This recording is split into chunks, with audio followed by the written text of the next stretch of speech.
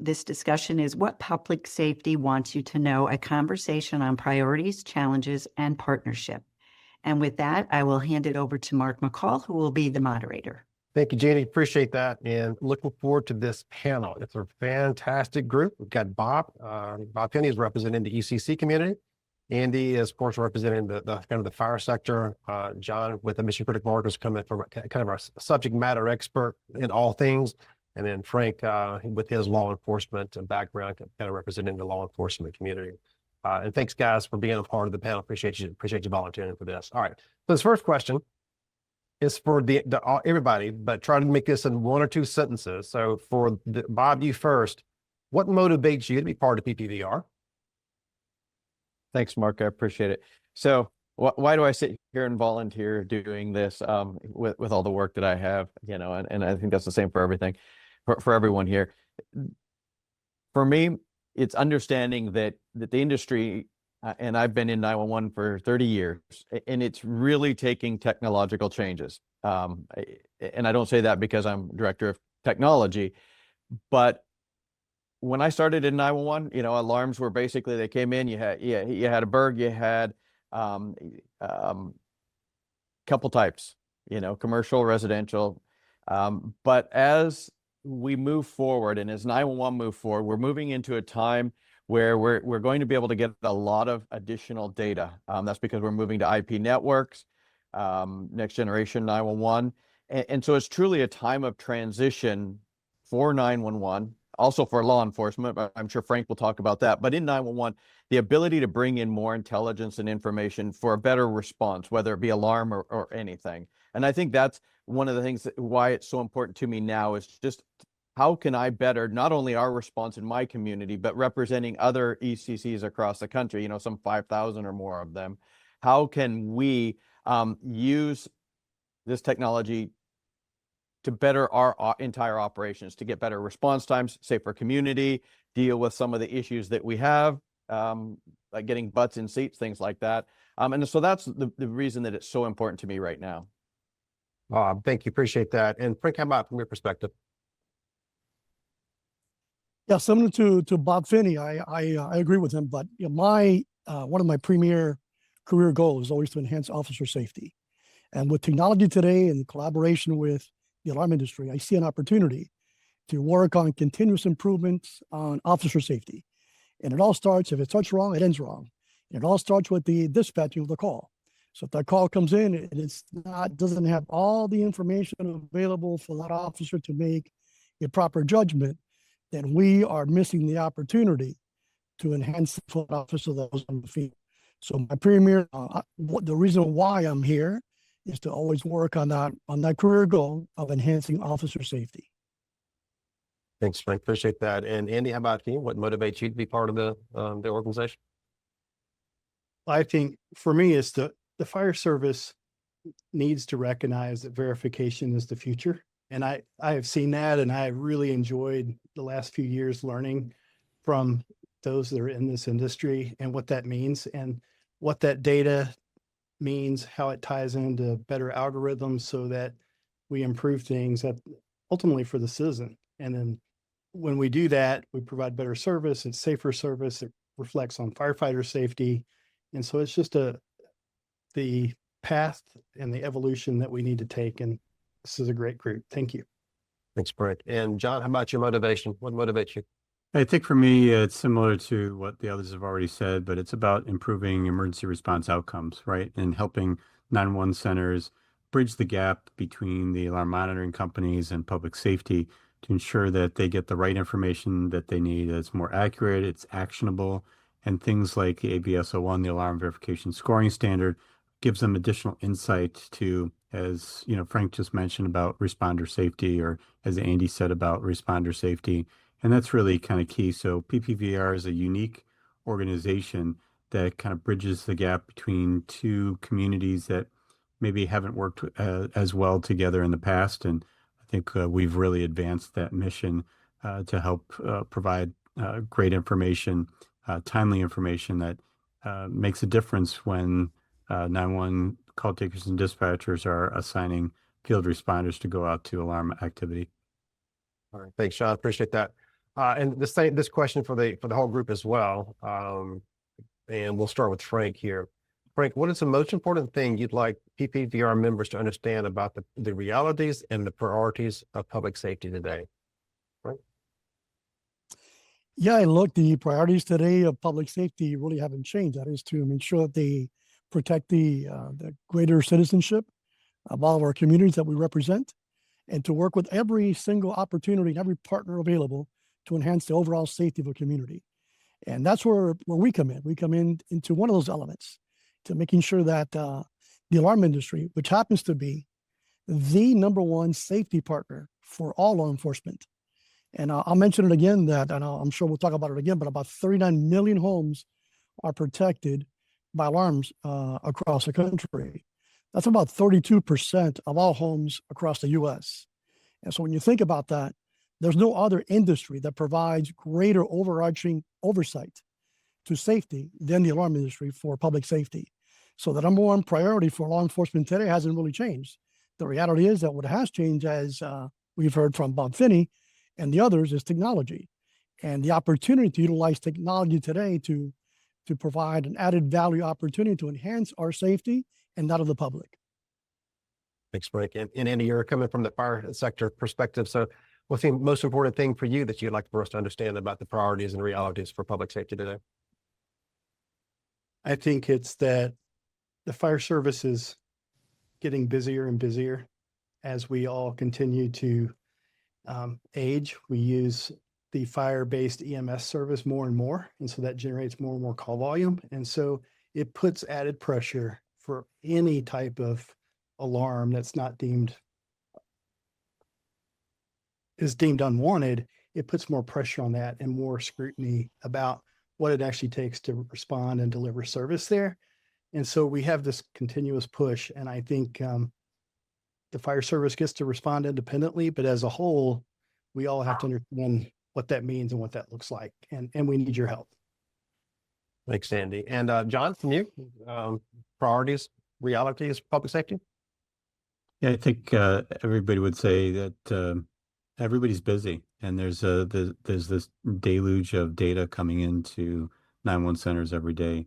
And I think by providing standardized ways to share this information, whether it's the ASAP platform or AVS-01 with alarm scoring, allows the 911 centers to be more efficient by having structured data and providing that electronically rather than tying up phone lines and trying to verbalize that information. So just an acknowledgement and a recognition that everybody's busy and that there are standards out there that PPVAR has helped to develop that make things easier and try to reduce the workload on generally overworked professionals.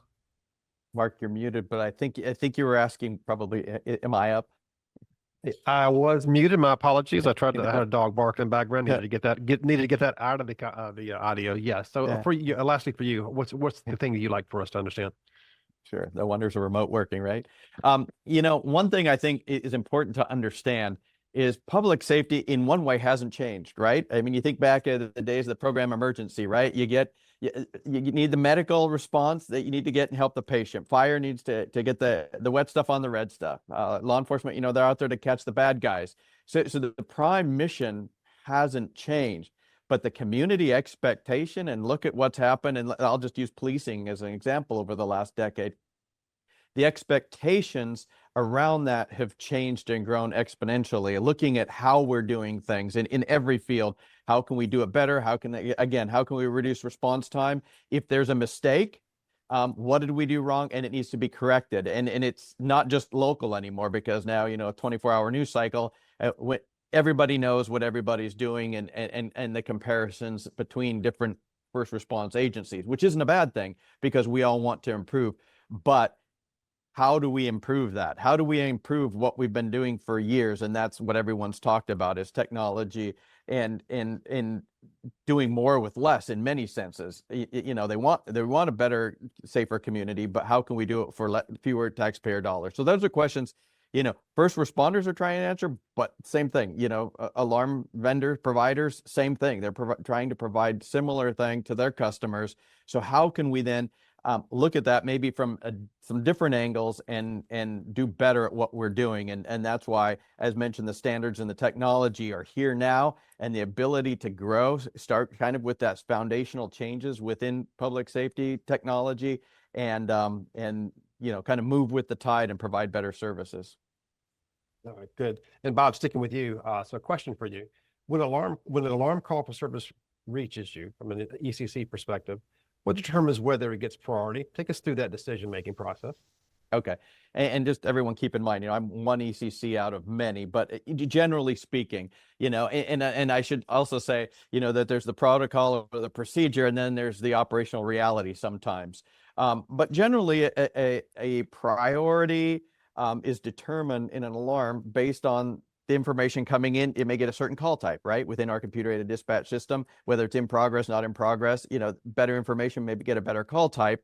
That then influences the priority in which it is dispatched. Oftentimes in medium and large call centers, there may be a number of calls within the queue. And so based on that, CAD system will, based on the call type, will prioritize something. And then that's put out to the district, to a precinct, to a certain area of the community.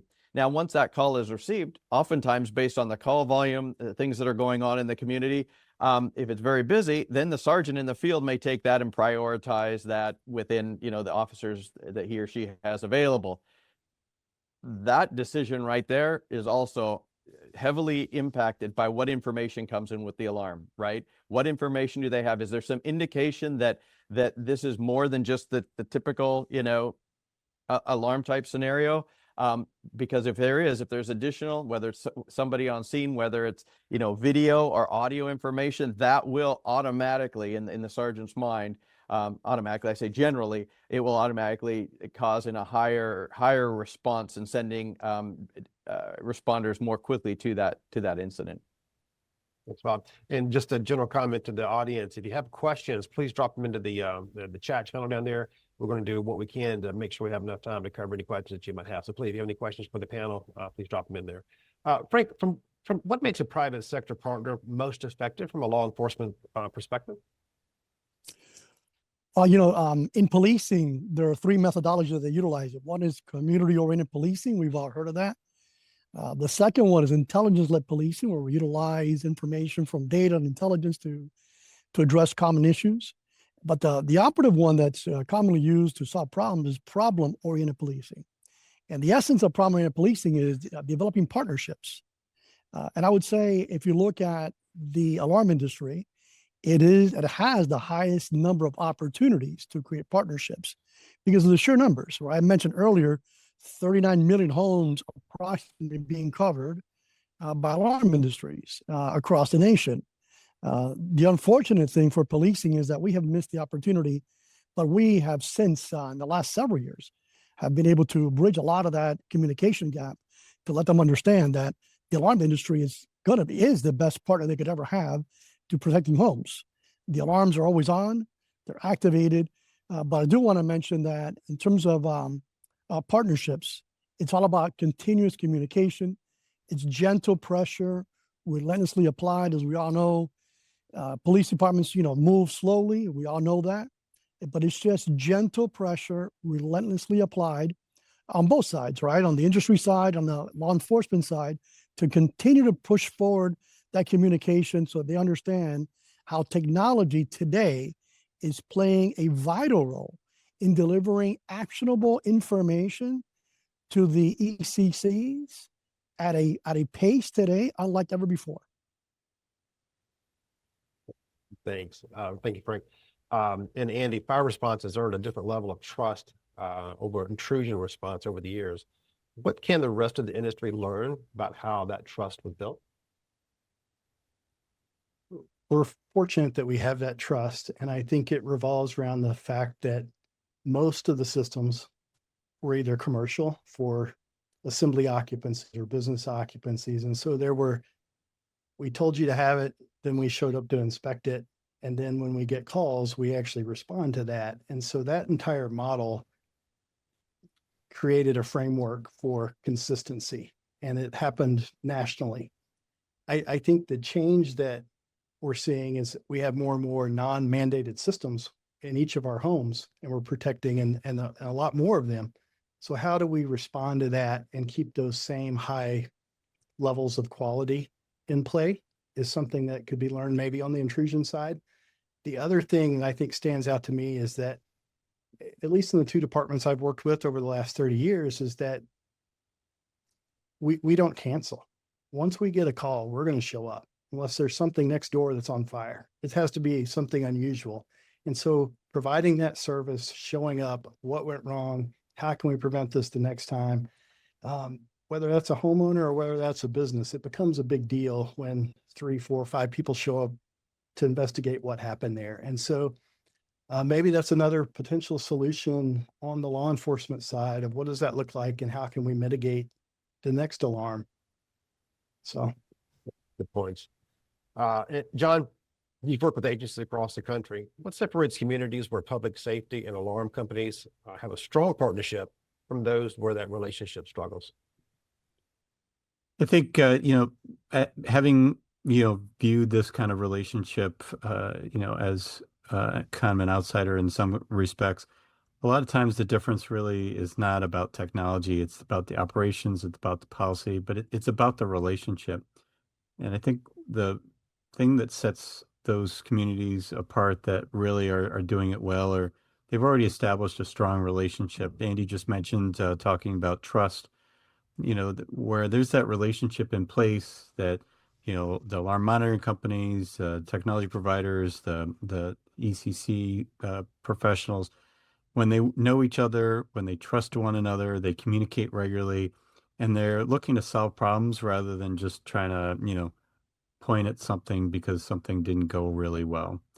So, I think the other aspect is rather than just focusing on the transaction at place, they're really focused in on the outcomes. Both, all parties are really focused in on, did we do everything that we could do to make sure that the best possible outcome could be provided?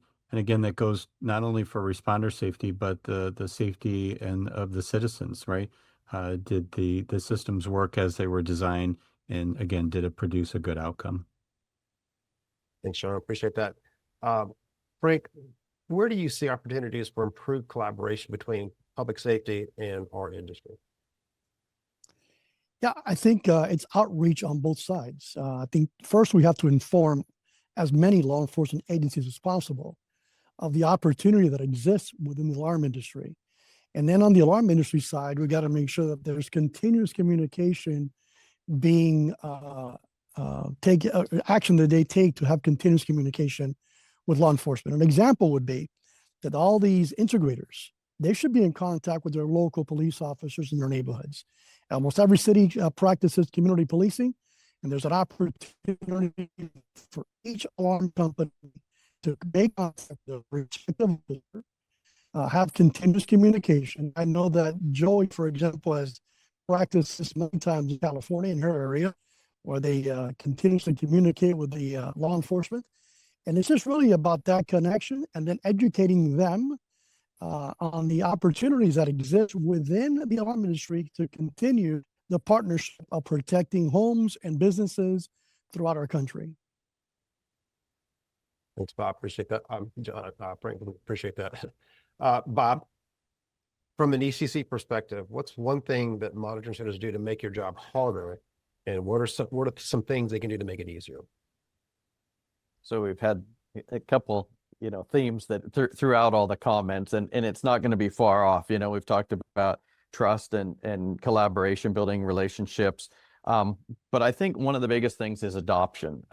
In dealings within the ECC, probably some of the difficult things, miscommunications, not getting the right information, not understanding the information we're getting, especially if it's an alarm that's a true incident. And then, with all the alarms, how come we get this one? And then there's we had a break in, somebody was hurt, something happened, and have to go back and play, the audio and what happened. And that's one of the frustrating things. And it is frustrating, not because, it's two humans, it's the agent alarm company talking to a telecommunicator. And so, humans have the ability to get things jungled up. But when we have the technology to do it, like ASAP, for example, why are we not adopting the technology? And ASAP's not new, right? I mean, it's been around a long time. And not just within PPVAR, working with colleagues, on the alarm side there, but also in other groups like currently the ASAP standard is going through its revision and update, and it's very encouraging working with many of the alarm companies that are on that, talking about technologies and things that are possible even in the next version, and how that is going to help our industries. But how do we get that adoption? That's the biggest thing. And kind of several of those comments we're talking about it, whether it's the outreach and maybe we need some help from some of the audience here. How do we better reach and get companies to adopt existing technologies and new standards that are coming along, so that we continue to build that trust and build the better outcomes? Thanks, Bob. All right, John, switching up just a little bit as far as topic types. Everyone's talking about AI, automation, video intelligence, connected sensors. Which of these technologies will genuinely transform operations over the next few years? Which are more hype than not? I appreciate that. Yeah, I think, as I said before, that the 911 centers today are getting deluged by tons of data, right? There's too much information coming in. And, how do you process that information? How do you get the right information, not only to be used within the ECC, but also to the field responders? I think AI assisted decision support, not AI, not turning everything over to AI, but keeping the human in the loop, keeping the human as the lead. But AI decision support can, summarize, prioritize, identify some patterns, and get the right information on the right people at the right time. And that's going to help make better decisions, and again, developing into better outcomes.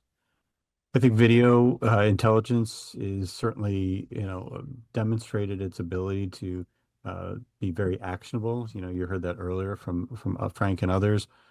Instead of just recording what happened, having AI sit on top of video, you can identify people and vehicles and situations, smoke, fire, weapons, those kinds of things. And then all of those things will provide meaningful context to the responders as they're responding or before they arrive.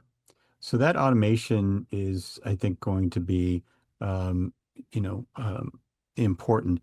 It's kind of sitting behind the scenes a little bit right now, but being able to take some of that repetitive type of manual work that we've always been used to, and making it automatic, consistent, standardized. It's going to reduce any kind of delays, and it lets smart people focus in on the real things. So I think keeping AI centered, having the human maintain the priority there is going to be the key. Thanks, John. And Andy, to you, where do unwanted alarms hurt the fire sector the most, and what actually moves the needle to help reduce them? I think that we have to remember that 80% of the U.S. fire service is a volunteer. And I know it probably doesn't seem that way when we work in areas that have higher population, are used to some level of service, but we have to recognize that every unwanted alarm, if that takes away from me having to interrupt my meal with a family member at night, to get out, to respond to that, to show up that it's false, and then get back home, that it's just completely lost time. And it's, I'll say, demoralizing to responders, and asking them to continuously respond to more and more of these alarms is the true risk at that level. I think you said what moves the needle here. What moves it to reduce those unwanted calls? And so we know in populated areas that we have inspection, testing, and maintenance requirements that also come out of NFPA that larger jurisdictions can handle, but it's also takes time, effort, and energy to do that. The flip side is, on those volunteer side, is that they're doing well to make the call. There is no way that they're going to enforce the inspection, testing, and maintenance component of that. And so really that falls back onto industry, whether that's the alarm industry, whether that's the sprinkler industry. And how can we do our share and make the whole system better when the people that are responding are not going to fix it, if that makes sense. And then ultimately that ties back into NFPA. And that's one of the huge good and bads of all of this, is that we've talked about the residential and commercial. We get reliable, good systems, but we also have to recognize that things are changing really quickly, probably much faster than any model code would work. And therefore industry is driving that change. And how can the fire service be more open to that? And what does that look like in each of our communities so that we still maintain that level of trust that we all expect, and that we're not going to, not be there either from the monitoring standpoint or the response standpoint to provide a good service. All right, thanks, Andy.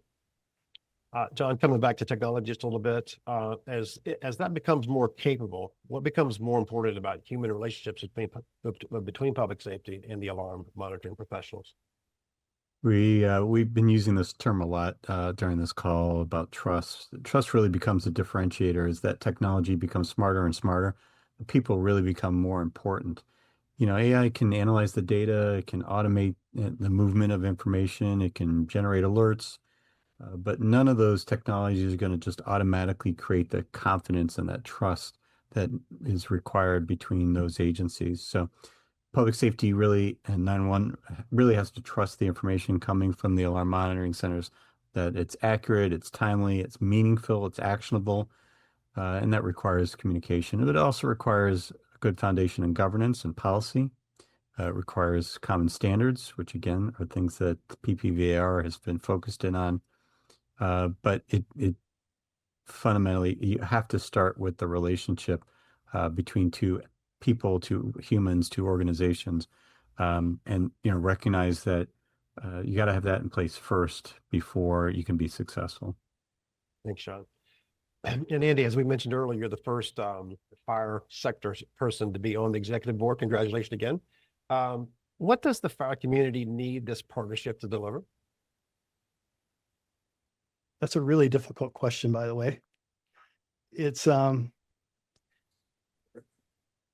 me, I mentioned earlier, it's driven by industry. So a lot of the changes that happen in the fire code doesn't start necessarily with the fire service, especially when it comes to a topic like this. And so I think this is where we need those partners to drive the proposals, to drive the changes, and ask the difficult questions and get out in front of this.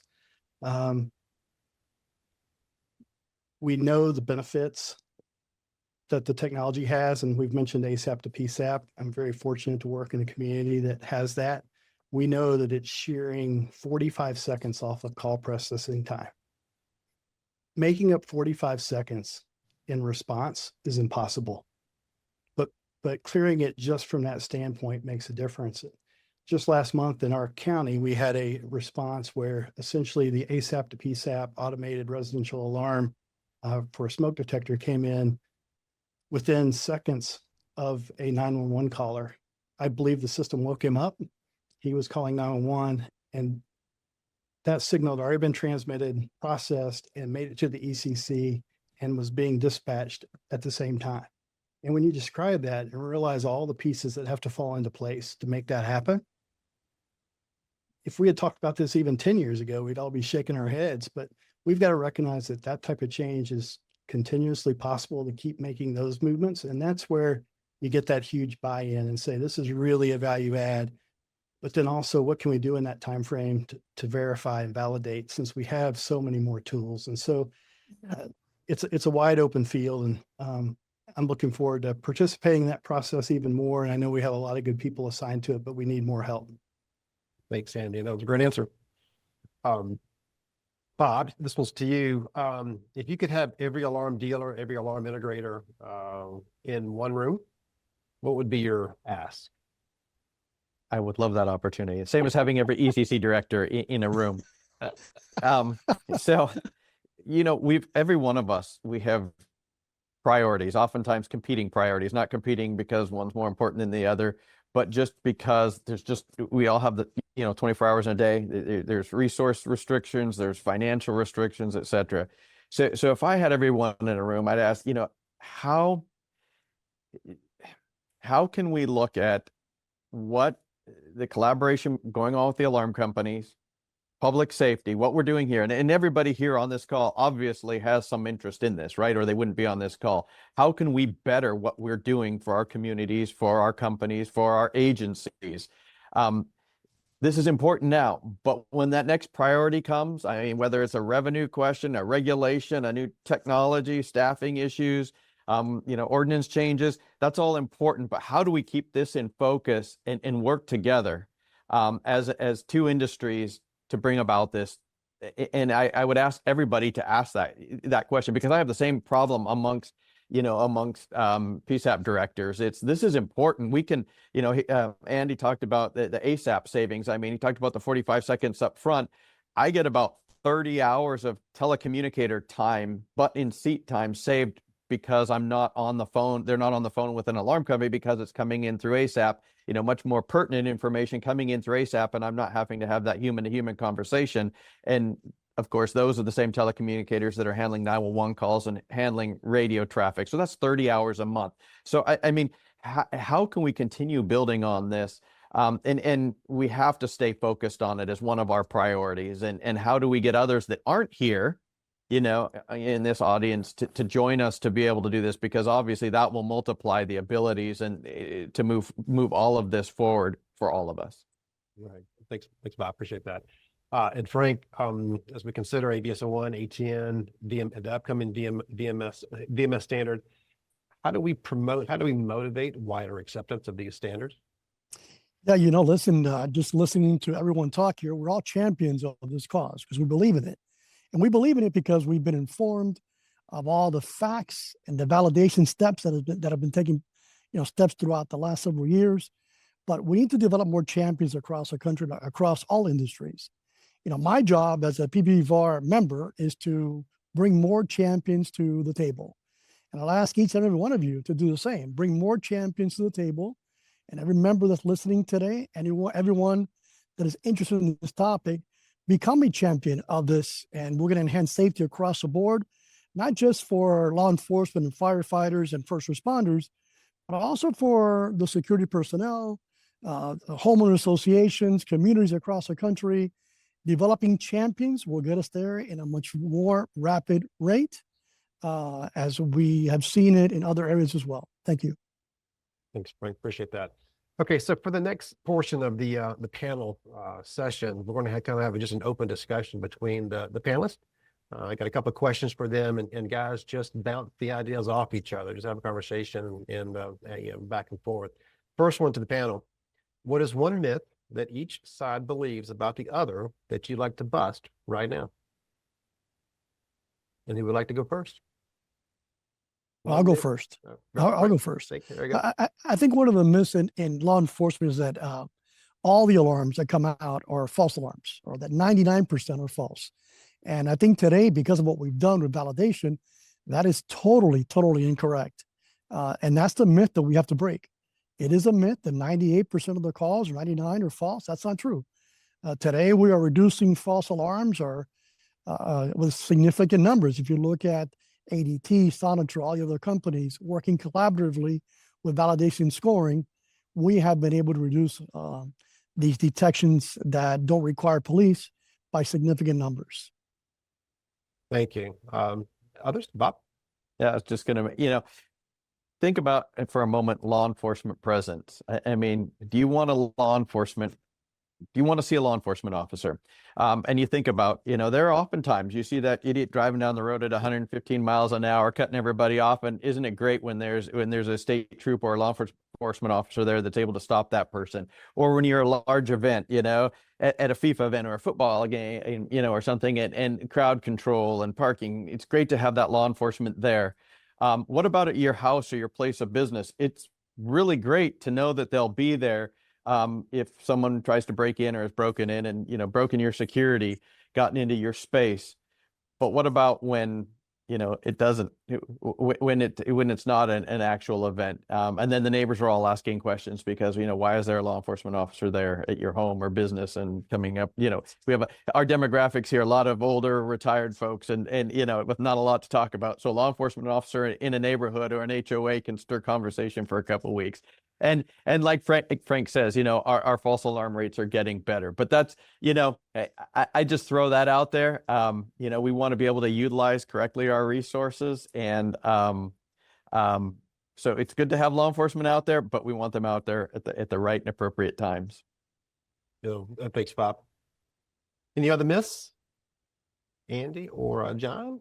I would say one myth is that that the alarm monitoring companies don't understand 911 and 911 professionals don't understand alarm monitoring companies. I would say that there's a lot more understanding than you might think.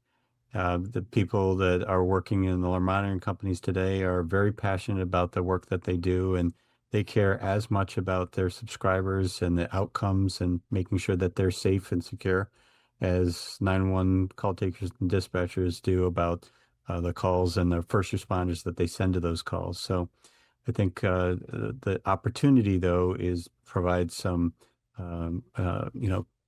better understanding by having visits to each of those centers. I think most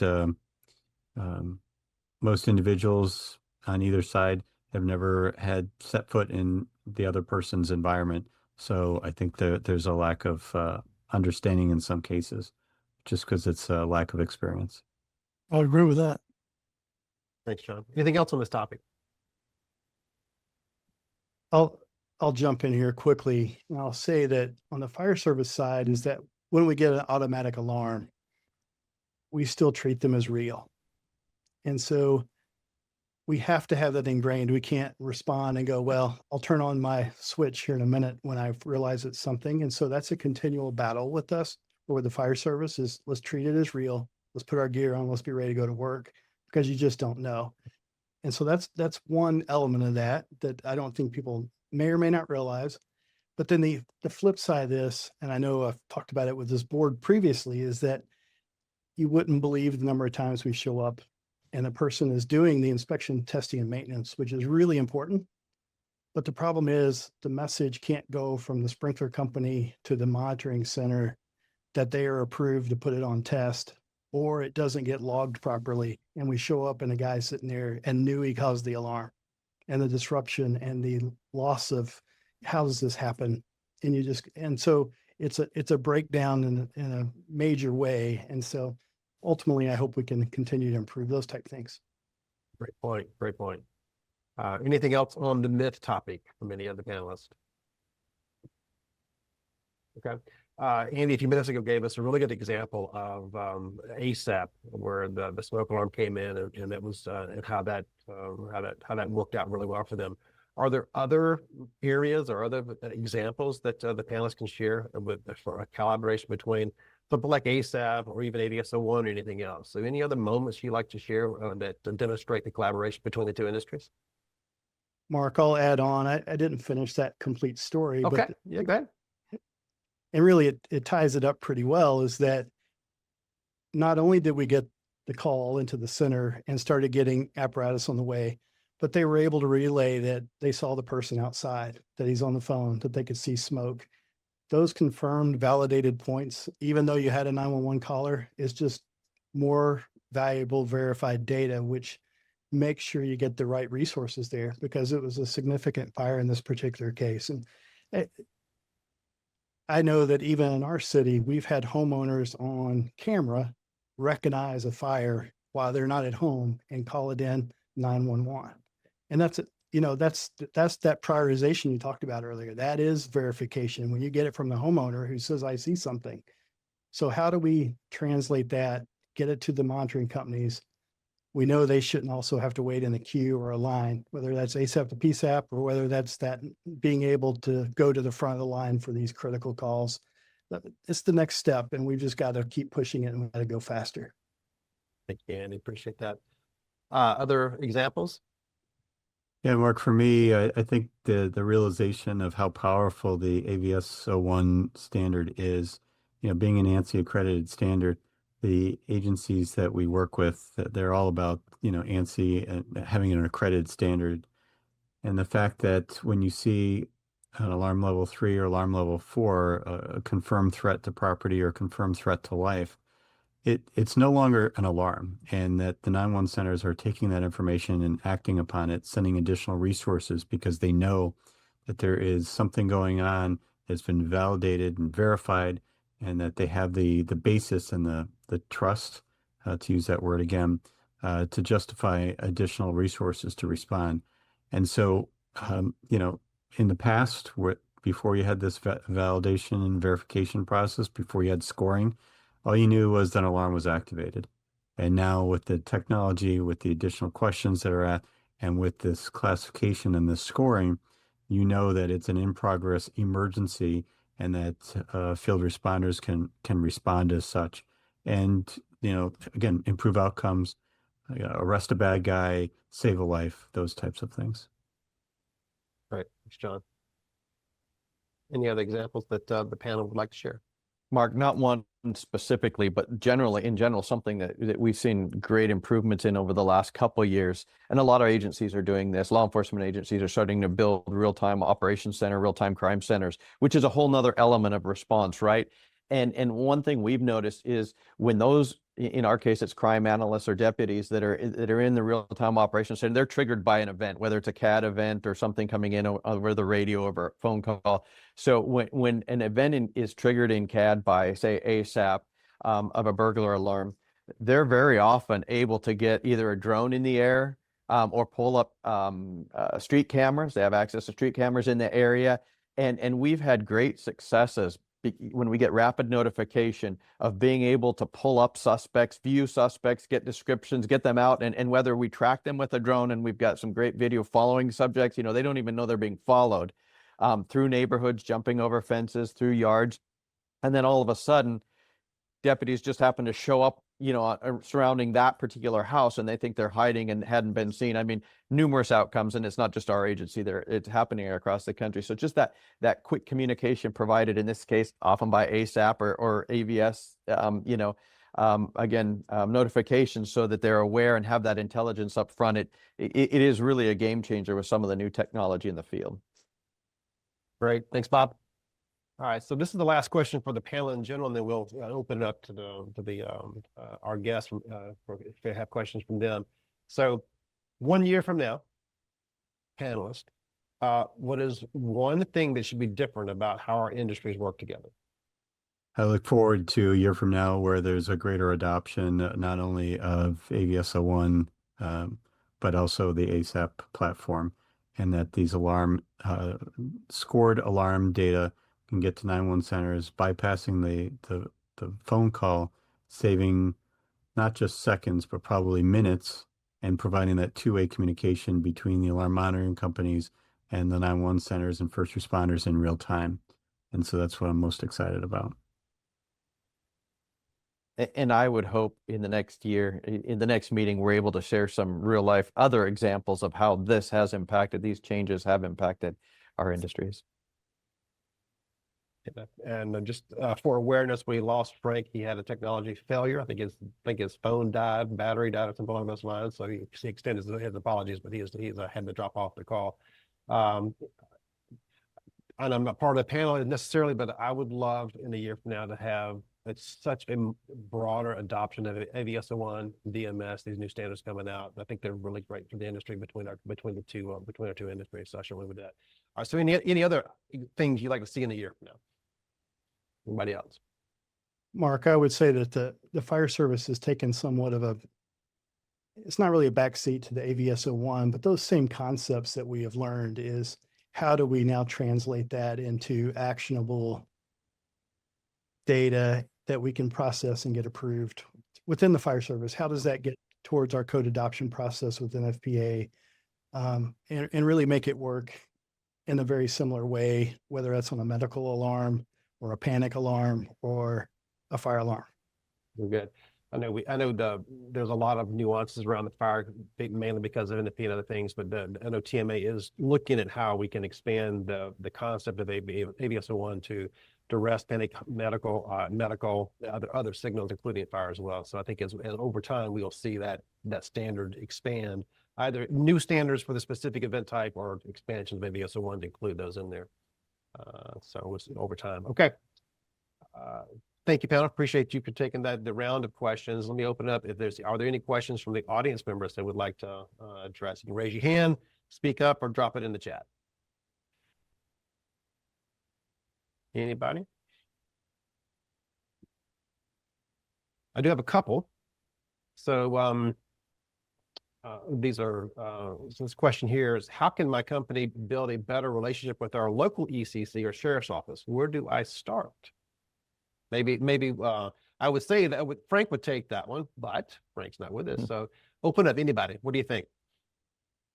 I would say, you know, as far as ECCs, most every county in the country has a 911 coordinator. That might be a place to start. It depends on, sometimes they may have multiple duties, or a look up and find the local PSAP. You know, who is it? Is it a law enforcement agency? Find that law enforcement agency, get a hold of the director. And if you need to, get a hold of whoever's in charge, the police chief and sheriff, and say, hey, I'm looking for whoever manages your 911 center. They usually have a heartbeat of what's going on throughout the agency, both in the call taking and the dispatching, and may be able to, you know, if nothing else, ask for a tour of the 911 center and come in and that may be possible, and then talk with them. Nice. Joy, go ahead. Sorry, I'm going to pipe in here because I know what Frank would say. So on the actual patrol side and with actual responders, because not all agencies also have their own ECC, you can also usually start with they either will have a community policing officer or a community information officer. And they typically can help you understand some opportunities you have to interact with the community and what have you. And if you have a really small agency that doesn't maybe have that or not, I always suggest that you start with the sheriff's office or the chief's office you're at, because typically their assistant or secretary is going to be dialed in as to how community can participate, either in events or come and see a roll call or things of that nature to start the conversation. And so you can start understanding law enforcement's perspective. Thanks, Joy. Appreciate that. Good stand-in, Frank, too. He'll appreciate that. All right. That is time for our session. It's time for the panel. Thank you so much, panelists. Thank you so much for your time and taking the questions from us today. And I think we have no more questions there. So, Jeannie, why don't you wrap us up for the session? All right. Well, I want to thank you, everyone, for joining us. We're hoping that you support PPVAR's mission. We always look for input from our membership. Membership is free for law enforcement and public safety. So you can reach out to me. My email's in the chat, or go to our website. We have a join page and the forms are on there, or you can give us a call. It's ppvar.org. So, and that's it. Thank you for everybody, all the panelists. I think you guys did a great job. Yes, thank you. Very informational.